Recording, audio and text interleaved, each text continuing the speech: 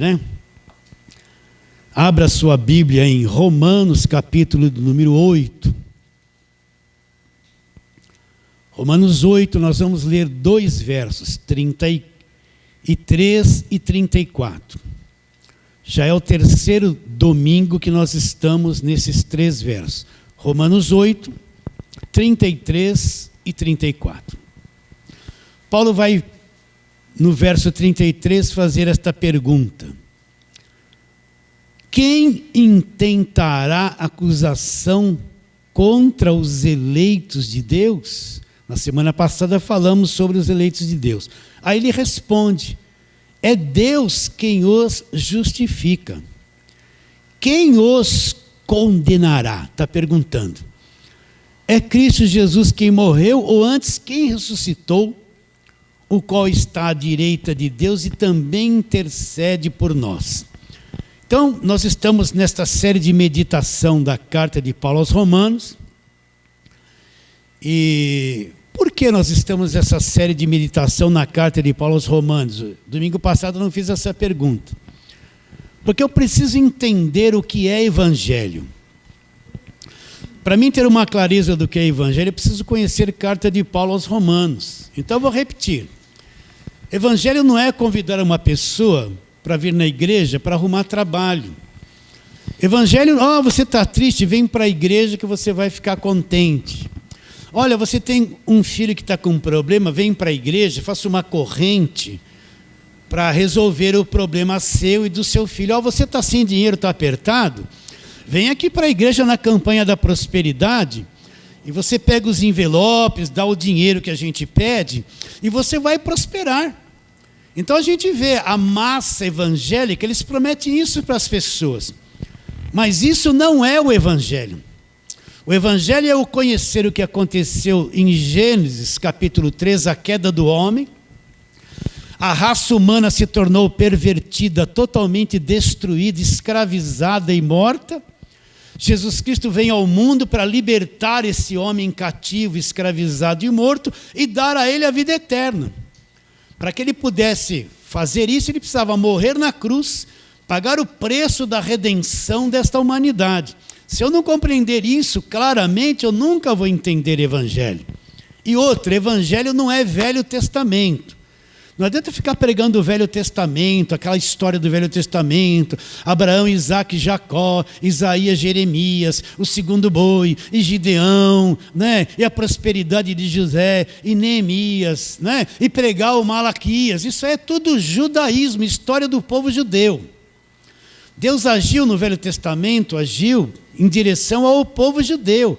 Agora, quando Cristo vem, ele cumpre a velha aliança. Todas as promessas do Velho Testamento são cumpridas.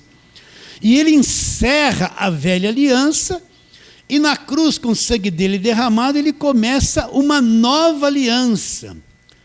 Um novo relacionamento de Deus com o homem começa depois da cruz, através do evangelho. Na velha aliança tinha pena de morte, não tinha? Se pegar uma mulher em flagrante adultério, vão apedrejá-la até a morte, ela e o homem, não tinha. Na velha aliança não tinha isso. Se o seu filho for desobediente e contumaz, e não te obedece de jeito nenhum, chame as autoridades do seu povo, vão apedrejá-lo porque ele é contumaz. Não tinha isso na velha aliança. Na velha aliança um rei não poderia ter várias mulheres. Não tinha isso na velha aliança. Salomão teve 400 mulheres e 600 concubinas. Não tinha isso na lei. Você está achando estranho? Porque eles não pregam isso também. Você já pensou? Né? Estava tudo isso lá, mas quando Jesus Cristo vem, estabelece o casamento com uma só pessoa, limpa toda aquela sujeirada do Velho Testamento. Não estava isso lá no Velho Testamento. No Velho Testamento, Deus que pôs na lei, não matarás, mandava matar o próprio povo dele se descumprisse a lei. Não mandava? Olha que coisa terrível era a velha aliança e viver debaixo da lei. Então o Velho Testamento acabou na cruz, é o velho, acabou. Da cruz para frente começa uma nova aliança. Jesus Cristo vem revelar Deus como Ele é, estabelece um novo testamento no sangue dele, E começa-se um novo entendimento, totalmente diferente. A igreja existia no Velho Testamento? Não. Quem existia no Velho Testamento? O povo judeu, o judaísmo. E o gentil, que não era povo judeu, não tinha parte com essas alianças. Agora, quando Cristo vem, ele encerra a velha aliança. Acabaram-se os votos do Velho Testamento, acabaram-se os sacrifícios, acabaram-se os sacerdotes, não se faz mais festa de primícias, festas judaicas. Tudo aquilo acabou na cruz. E começa-se depois da cruz uma nova aliança no sangue dele. Está bem claro isso? E qual foi o apóstolo principal a quem foi revelado isso? Foi o apóstolo Paulo. Ele diz em Gálatas capítulo 1, o evangelho que eu prego, não aprendi de homem algum, mas foi mediante revelação de Jesus Cristo. Paulo escreveu mais da metade do Novo Testamento, 14 cartas. E nessas 14 cartas eu entendo o que é o Evangelho. Paulo veio revelar o que são os lugares celestiais. Pedro não viu nada disso, João, Tiago, Judas, não enxergou nada disso. Paulo vem revelar o corpo de Cristo, que é a igreja, Cristo que é o cabeça. Paulo vem revelar a graça de Deus, a justificação. Ninguém dos demais apóstolos ensinaram o que é justificação. Paulo veio explicar o que é justificação. Então eu preciso ter clareza sobre o que é evangelho e o que não é o evangelho. Quando você ouvir pregações do Velho Testamento, você já tem que pensar, não é o evangelho. Vamos ver o que ele vai falar. Pode ver.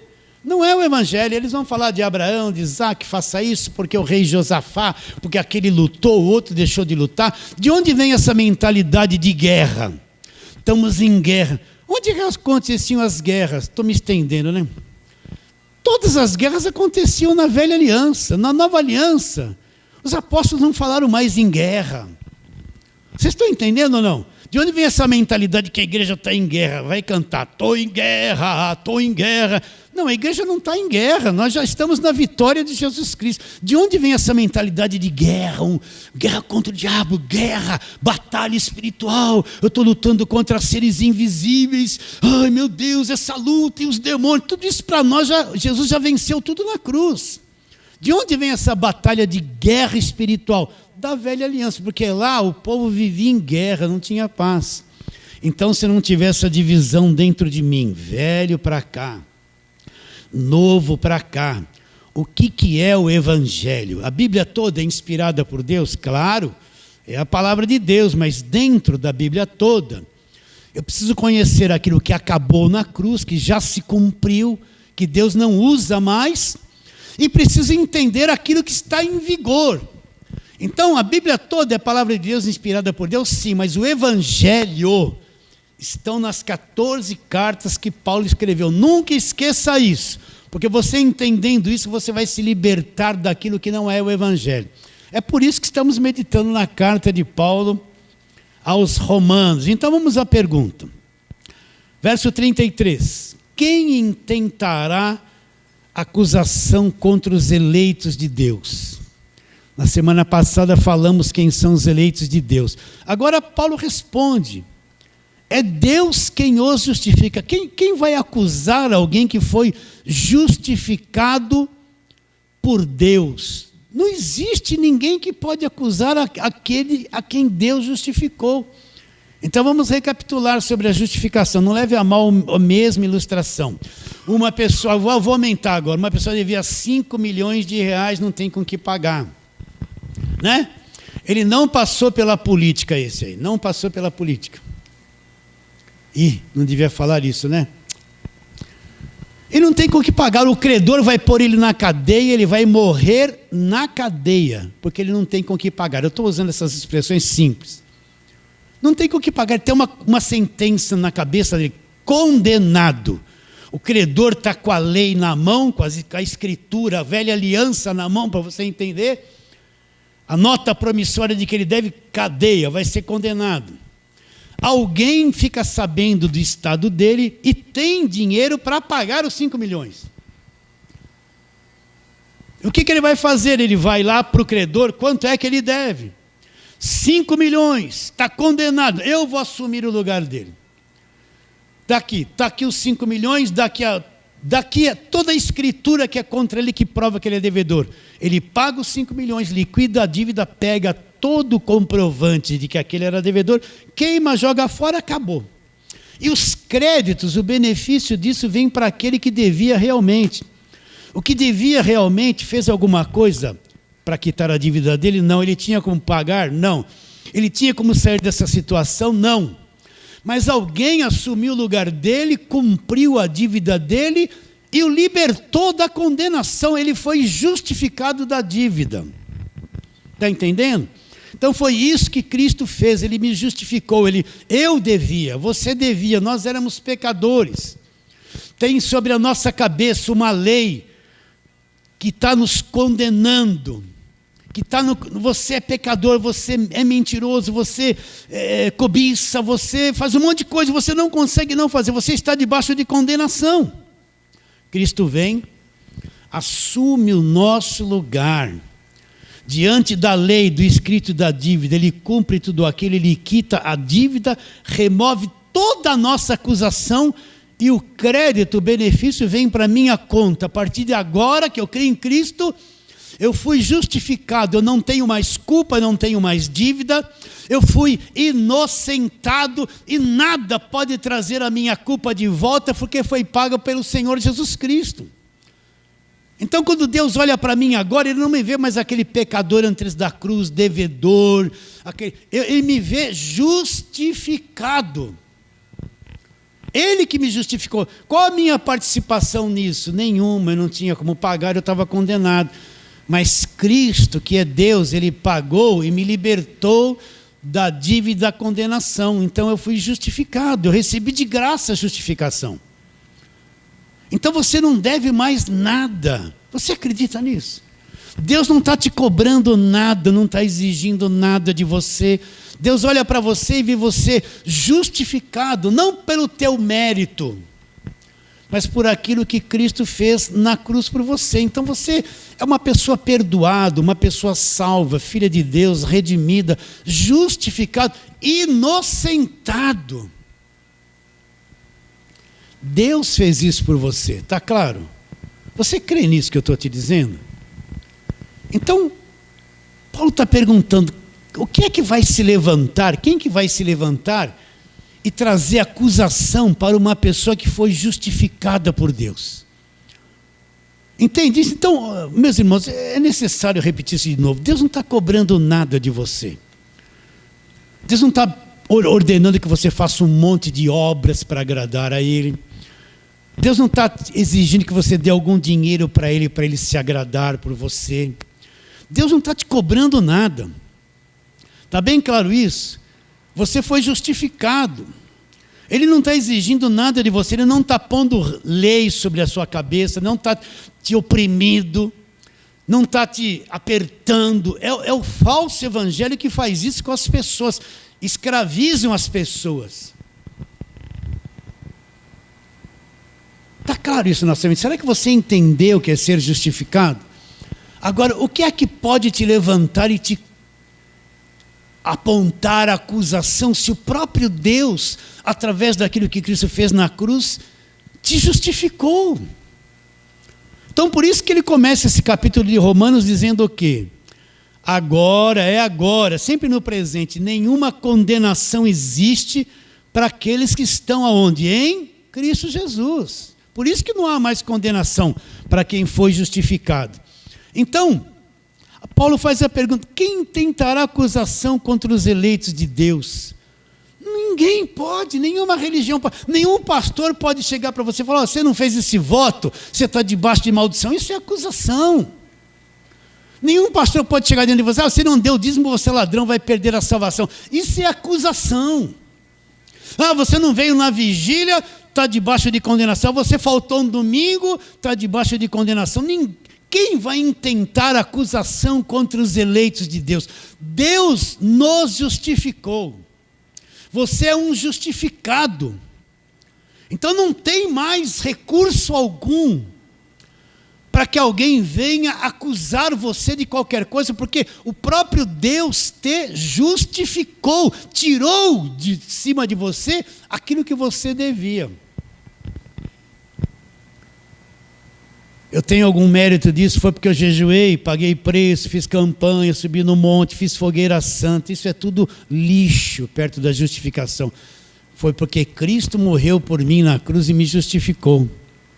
Estamos indo? Está claro isso na sua mente? Vamos a outra pergunta. Paulo fala: quem os condenará? É Cristo Jesus que morreu, ou antes, quem ressuscitou, qual está à direita de Deus e também intercede por nós?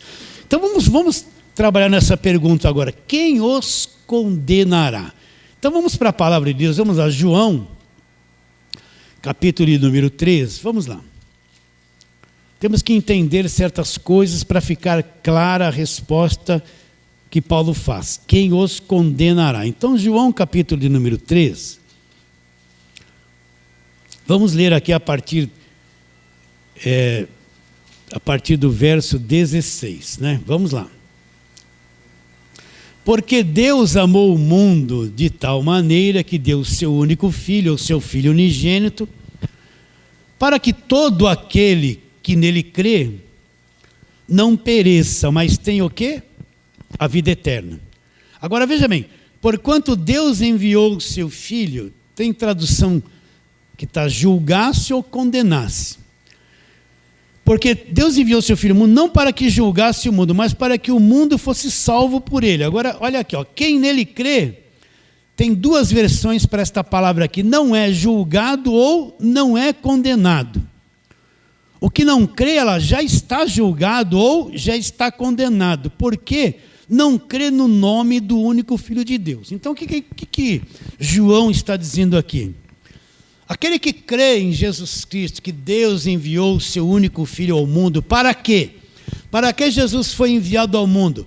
Para que todo aquele que nele crê não vai se perder, vai ter uma vida eterna. Está claro isso? Vai ter uma vida eterna. Jesus não veio ao mundo para dar carro, casa, levantar uma empresa, fazer alguém arrumar um casamento. Isso é o falso evangelho que promete. Jesus não veio morrer aqui para mim ter coisas materiais. O fato dele ter vindo ao mundo foi com um propósito fundamental, para que aquele que acreditar não vai se perder, vai ter o quê? Uma vida eterna. Ele entra na imortalidade. É por isso que Jesus Cristo veio ao mundo. Ele não veio ao mundo com outro propósito. O falso evangelho já encheu de coisas que fala que Deus vai te dar, mas Jesus Cristo é Deus. Um dia ele se fez carne, assumiu um corpo humano, veio aqui morrer na cruz do Calvário. Para quê? Para aquele que crer nele vai ter a imortalidade, vai ter a vida eterna.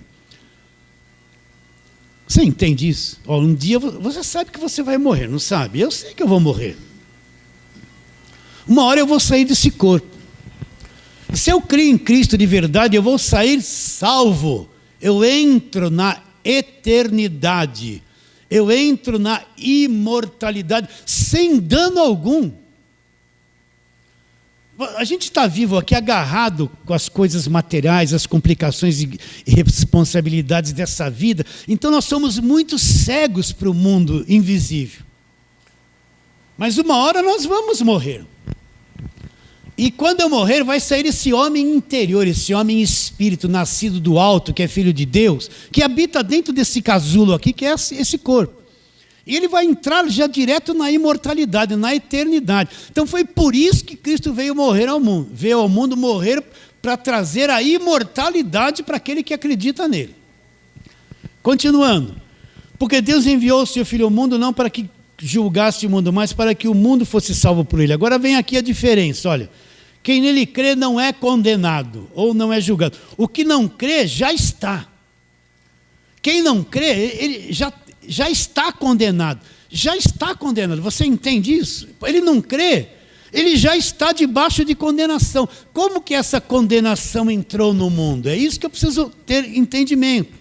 Hoje nós encontramos um planeta corrompido, deteriorado, cheio de doenças, cheio de maldições, cheio de enfermidades, as pessoas todas confusas, atrapalhadas, né? Pessoas que nascem defeituosas, pessoas que morrem.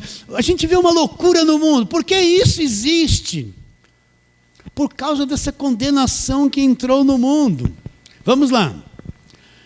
Romanos, capítulo de número 5. Vamos lá, trabalhar um pouquinho nisso. Já falamos tudo isso, mas vamos recapitular. Romanos 5,12. Portanto, assim como por um só homem entrou o pecado aonde? No mundo. E pelo pecado entrou uma segunda coisa, a morte. Assim também a morte passou a todos os homens porque todos pecaram. Para aí, o que Paulo está explicando? Que quando Adão pecou em Gênesis 3, existia uma coisa fora do nosso sistema, do nosso mundo. Era uma coisa chamada pecado e morte. Quando isso começou? Quando aquele querubim, ele não era Satanás. Ele tentou dar um golpe de estado em Deus, né? Outra hora eu vou trabalhar nisso com paciência. Ele não conseguiu, então ele pecou contra Deus e aí surge a morte e o pecado. Isso estava fora do nosso sistema. Estava lá numa outra dimensão, essa queda de Satanás e o pecado e a morte. Quando Adão pecou e obedeceu à serpente, deixou a palavra de Deus de lado, essa coisa que estava fora, ela se introduziu aqui no nosso planeta, entrou o pecado e a morte. Então esse planeta nosso passou a ser um planeta condenado. Eu não tenho força para fazer você entender isso. Então entenda, quando Adão pecou, olha, vamos ler lá Gênesis 3, você lê muito isso aqui. A terra entrou debaixo de maldição. Vamos lá, Gênesis 3. E todo o nosso sistema é um sistema estragado. A terra é bonita, ainda é linda, mas ela está dentro de um sistema estragado. Verso 17, olha. Gênesis 3,17. E Adão disse: visto que atendeste à voz da tua mulher e comeste da árvore que eu te ordenara, não comestes, presta atenção, maldita é a terra por tua causa, em fadigas obterás dela o sustento durante os dias da tua vida. A terra começou a produzir um monte de ervas que Deus não projetou para que vivesse aqui, olha lá. Ela produzirá também cardos e abrolhos, que são as plantas espinhentas, e tu comerás erva do campo. Agora vai ter que trabalhar, no jardim tudo nascia espontaneamente, agora vai ter que trabalhar, do suor do teu rosto comerás o teu pão, agora vem a morte, até que tornes a terra, pois dela foste formado, porque tu és pó, e ao pó tornarás. Então o pecado de Adão trouxe o que para a terra?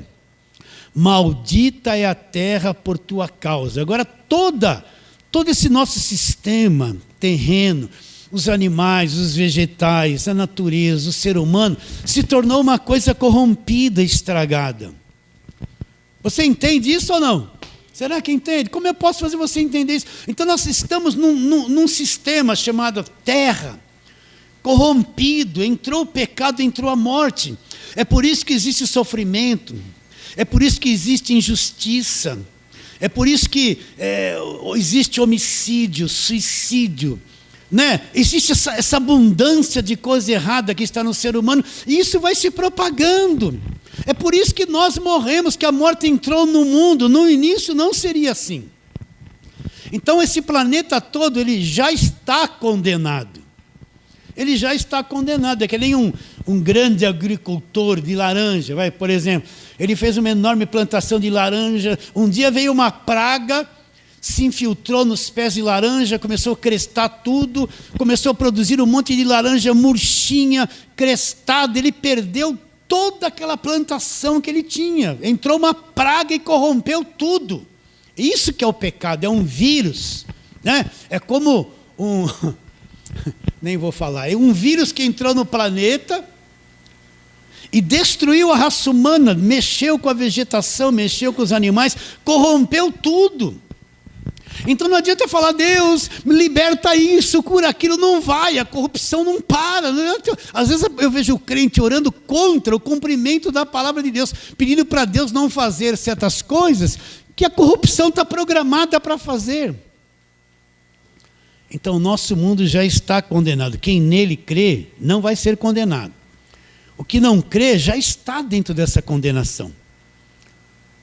Você entende porque existe sofrimento na raça humana, morte, países numa miséria, países ricos gastam bilhões de dólares com armas, e metade disso resolveria o problema de nações com relação à fome, e ninguém tem sensibilidade para isso. Você entende o mal que está no nosso planeta? Então tudo isso já está condenado. Então quando eu creio em Jesus Cristo, então eu sou sacado desta condenação, eu passo a ser uma pessoa salva. Toda a condenação e maldição que estava ali, Deus me liberta de tudo isso. Apesar de eu estar vivendo no meio desse planeta estragado, eu sou um liberto, eu sou salvo e vou ter a vida eterna. Então a condenação já está aí, olha, meu irmão. Não esqueça isso que eu vou te dizer. Todo mal que a pessoa faz, ela vai colher aqui nesta vida. Não se engane. Não se engane. Todo mal que ela faz, a própria corrupção dela vai abocanhá-la. Vai abocanhá-la. Já está condenado. Já está condenado. Então o único meio de sair dessa condenação é a fé em Jesus Cristo. E mesmo assim nós vamos sentir o efeito dela. Por quê? Porque nós estamos vivendo no mesmo planeta, nós estamos envolvidos numa sociedade. Nós estamos envolvidos com pessoas que estão debaixo de condenação. Então a vida se torna difícil, o relacionamento, a sociedade, tudo é um problema, a fome existe. Nós vamos ser atingidos por essa influência toda, porque estamos vivendo ainda aqui. Mas nós não somos mais condenados, nós somos sacados desta condenação pela fé em Jesus Cristo, libertados do império das trevas. Entende isso ou não? Né? Então, o que nele crê não é condenado, mas o que não crê já está, porque essa condenação entrou no planeta. Então, quando você vê, é que a nossa mente ainda está tão envolvida com o mundo, com as notícias, com a política. Né? Você vê no WhatsApp, não acredita em nada que vem. Olha, me desculpe, meus irmãos, é tanta mentira que vem. Tem muita coisa útil no Google, no YouTube, tem. Mas a maior parte é uma mentirada. Somente agora nessa época de política, haja mentira para todos os lados, uma cambada de mentirosos, né? Você enxerga isso ou não? Uma cambada de mentirosos. Então nós somos muito influenciados por isso. Não deixa qualquer coisa entrar na tua mente. Não deixe qualquer informação entrar na tua mente, não deixe qualquer produto entrar na tua mente. Você tem que ver essas coisas, opa, alto lá, eu não estou mais debaixo de condenação, porque tudo isso vem desse sistema condenado. Vem desse sistema condenado. Então, quando eu creio em Cristo, eu não estou mais debaixo de condenação, Ele me libertou dessa condenação. Eu passei a ser uma pessoa salva, uma pessoa justificada, eu passei a ser um filho de Deus. Né? Vamos ler aqui, nós estamos onde? Em Gênesis. Volta lá para João. João. Isso ele falou antes da cruz. Jesus falou isso antes da cruz. João, capítulo de número... Deixa eu chegar lá.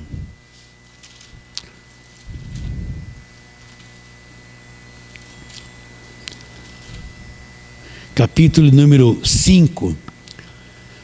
Nesse capítulo aqui, Jesus está explicando a missão dele, porque ele veio ao mundo. E ele chega no verso 24 e diz assim: em verdade, João 5, 24, em verdade vos digo, quem ouve a minha palavra e crê naquele que me enviou, olha lá, tem o quê? A vida eterna. Não entra em juízo. Por quê? Mas passou da morte para a vida. Aquele que crê em mim, não é? Tem a vida eterna. Não entra em juízo, mas aconteceu uma coisa com ele. Já passou da morte para a vida. Então, se você crê em Cristo de verdade, você já passou da morte para a vida. Você não entra mais debaixo de condenação. Cristo foi condenado no teu lugar. Sim ou não? Ele assumiu a tua culpa, ele foi condenado no teu lugar, e você não pode mais ser condenado crendo em Jesus Cristo. Ninguém pode te condenar, nenhuma religião. Não é porque você falhou, cometeu um erro, cometeu um pecado, que você está debaixo de condenação. Porque Cristo pagou por todos os teus pecados, passado, presente e futuro. O teu pecado está pago por toda a tua vida aqui na terra. Quando é que você vai acreditar nisso? Pagou pelo teu futuro, já está tudo pago. Então, nada pode mais te condenar. Ah, pastor, mas e se eu cometer um adultério? Você tem o perdão se cometeu adultério, mas você não está debaixo de condenação. Então, qual é a vida do cristão? Nós temos que ter uma vida limpa, uma vida honesta. Procurar o que é bom, não enganar ninguém. Sermos honestos em tudo. Não viver nesse jeitinho brasileiro, porque o Brasil é corrompido pelo jeitinho brasileiro, né? Vir por aqui, por ali, por lá, dar um jeitinho em tudo, camuflar, corromper tudo. Dentro do que você pode fazer, você tem que ter uma vida limpa diante de Deus e diante dos homens. Mas você não consegue ser perfeito aqui. Você vai falhar. Uma hora o homem vai olhar para lá e vai querer cobiçar, e vai falhar. E a mulher também, uma hora vai vir um pensamento impuro na tua mente, e vai vir uma coisa estranha no teu coração. Às vezes você tem um parente que, quando você vê o parente, dá um ódio dele, pronto, perdeu a salvação por causa disso. É tua natureza humana. Você vai falhar, mas você é uma pessoa salva. E toda a condenação que pesava sobre você foi removida na cruz. Você entende isso? Então você está vivendo num planeta condenado, corrompido. Olha bem, você já assistiu esses filmes aí de zumbi? Eu não gosto disso, mas de vez em quando vem a propaganda, né? O que é o zumbi? Eles vêm tudo assim, vêm tudo com aquelas caras, eles vão comer os bons, né? Então, olha os zumbis aí, estão tudo condenados. Você está vendo eles aí? Eles estão no governo, estão nas prefeituras, tudo zumbi, eles estão aí na sociedade, corrompendo, querendo... Vocês estão entendendo ou não? Estão tudo aí. Mas nós não somos zumbi, nós somos pessoas salvas. Não há mais condenação para nós. Acho que eu estou brabo hoje, estou me excedendo, né? Você entende isso? Não há... Já está condenado, mas nós saímos da condenação pela fé em Jesus Cristo. Nós não estamos mais debaixo de condenação. Estamos? Não estamos mais debaixo de condenação. Você acredita nisso de todo o coração? Não estamos mais... Isso, o Evangelho é uma coisa maravilhosa. Quando eu não entendia isso, vivia no Velho Testamento debaixo de lei, vivia culpado, sempre devendo alguma coisa. Quando eu ia orar a Deus, falar com Deus, quando eu ia falar com Ele, me via uma culpa. Ele não vai ouvir minha oração porque eu falhei, eu não jejuei aquele dia. Eu não fui na vigília, trabalhei a semana toda, estava morto, na sexta-feira não fui orar. Os que buscam de madrugada me acharão, eu não fui. Não é? Sempre, quando você não entende o Evangelho, sempre tem uma culpa, um peso dentro de você, uma condenação, uma dívida com Deus. Ainda mais se você for na igreja, pastor, quem pode dar tanto vai ser abençoado. Você não tinha nada para dar, não deu nada e estou debaixo de maldição. Foi lá para ficar contente, saiu de lá amaldiçoado porque não tinha nada para dar. Então quem está na lei tem um peso. O evangelho falso traz um peso, uma cobrança, um juízo. Quem está no evangelho da graça não há mais condenação. Está livre. Está livre. Você entende a liberdade que o evangelho te dá? Cristo fez tudo por mim. E não pode ser desfeito o que Ele fez por mim. Não pode ser desfeito. Está claro isso na tua mente? Pergunto muito. Está entendendo? Hã? Então o mundo está condenado, mas nós somos sacados do mundo, tirados dele. Nós estamos salvos para sempre. Para sempre. Aceita isso? Vamos só para nos certificarmos de tudo isso, vamos lá para Colossenses 2,14, que eu não posso parar de falar isso. Colossenses 2,14. O que está escrito? Olha aqui, ó. Verso 13, vamos ler o 13. 2 de Colossenses 13 e 14. E a vós outros, que vocês estavam mortos pelas vossas transgressões, olha a condenação aqui, e pela incircuncisão da vossa carne vos deu vida juntamente com ele, olha lá, perdoando todos, não perdoou só alguns, perdoando todos os vossos delitos. Quisera que o Brasil evangélico acreditasse nesse verso 14. Tendo cancelado o escrito de dívida que era contra nós, que contava de ordenanças, o qual nos era prejudicial, removeu inteiramente, não deixou nem um pouquinho da dívida lá. Removeu de uma forma inteira, total, inteiramente encravando na cruz.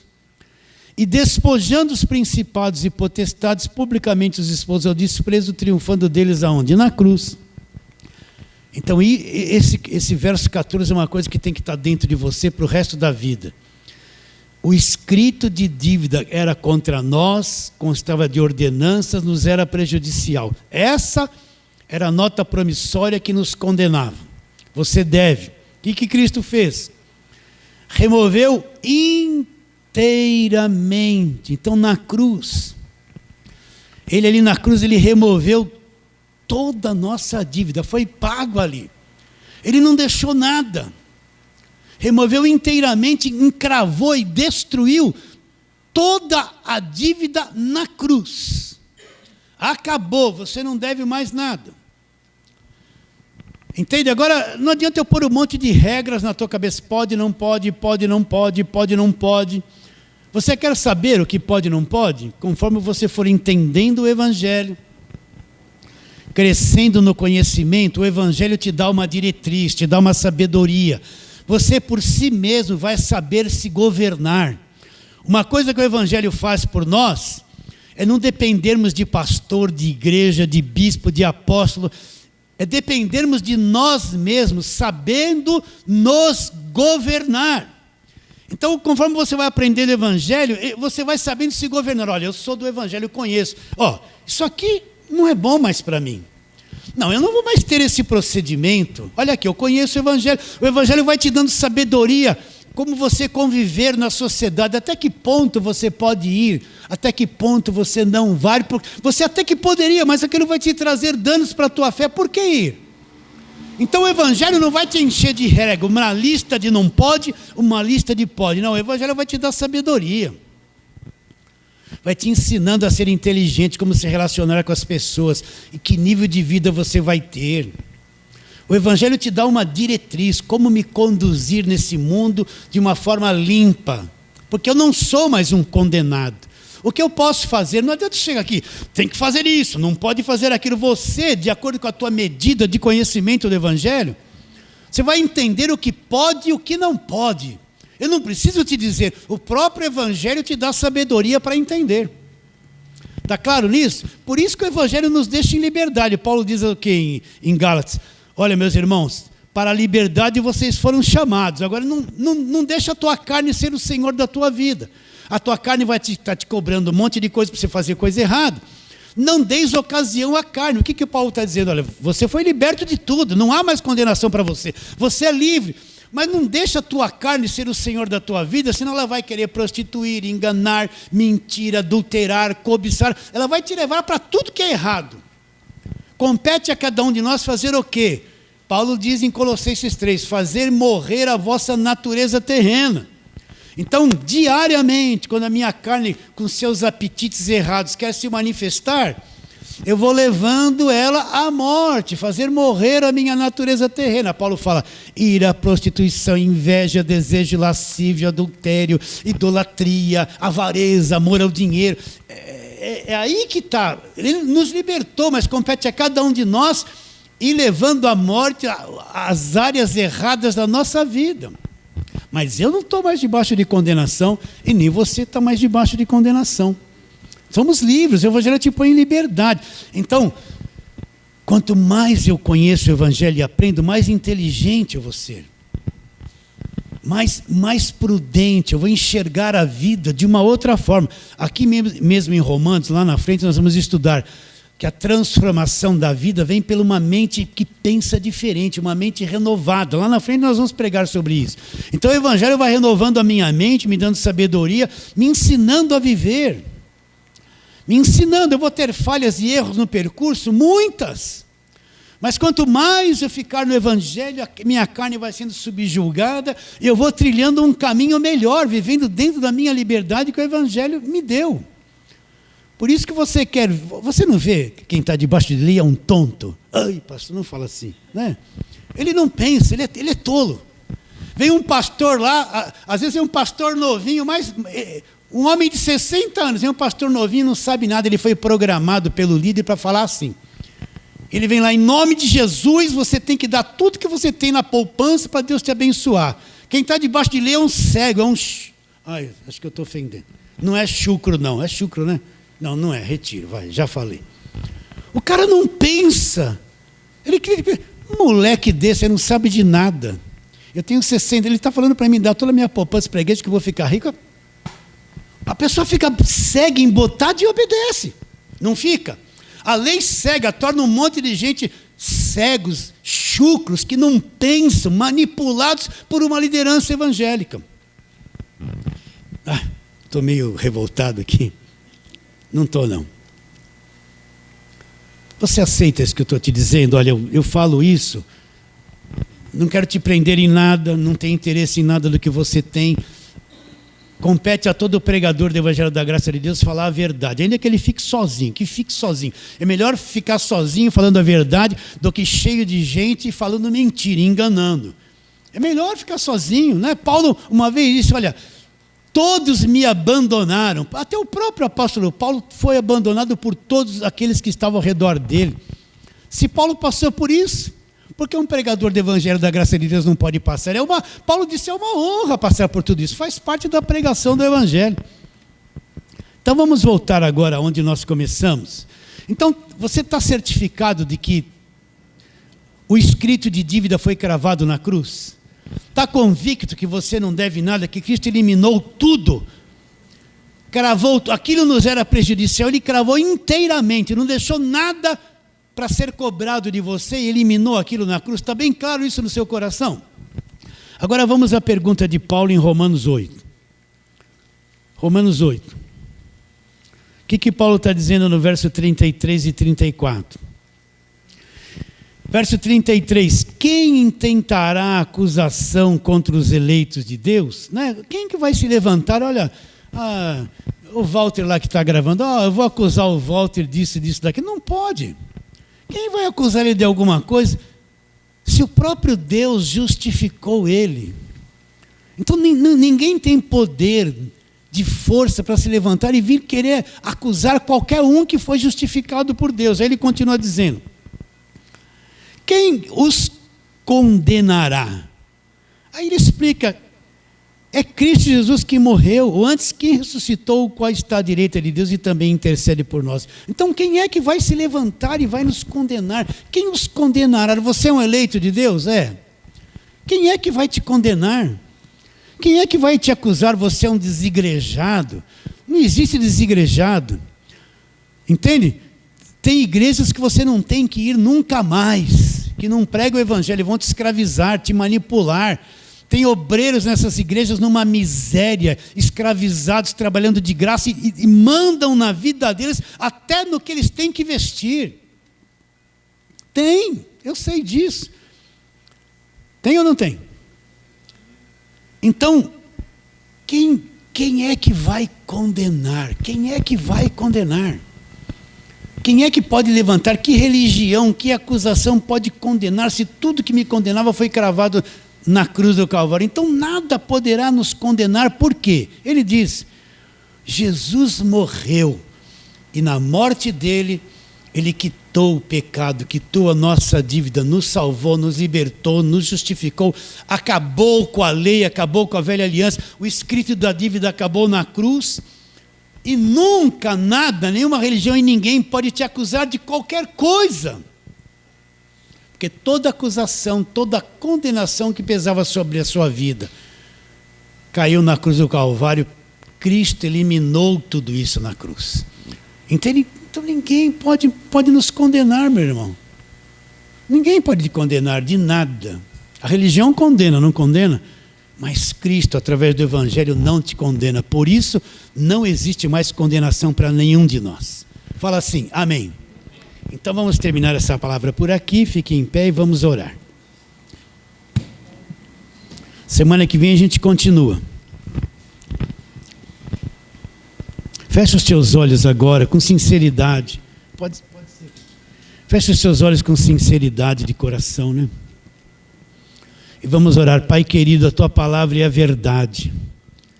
E conhecereis a verdade, Jesus disse, e a verdade conhecida vos libertará. Assim que essa palavra entre nós e à tarde volta vai postá-la, que ela seja um instrumento de libertação para muita gente, que vá como uma onda nos lares, nas mentes, e solte as pessoas da escravidão da religião. E nós cremos que teremos uma semana abençoada, de paz, de trabalho, de luta, mas vamos prevalecer, porque maior é aquele que está em nós do que aquele que está no mundo. Obrigado, oramos pela fé em nome de Jesus. Fala assim, amém. Uma semana de paz, vão em paz.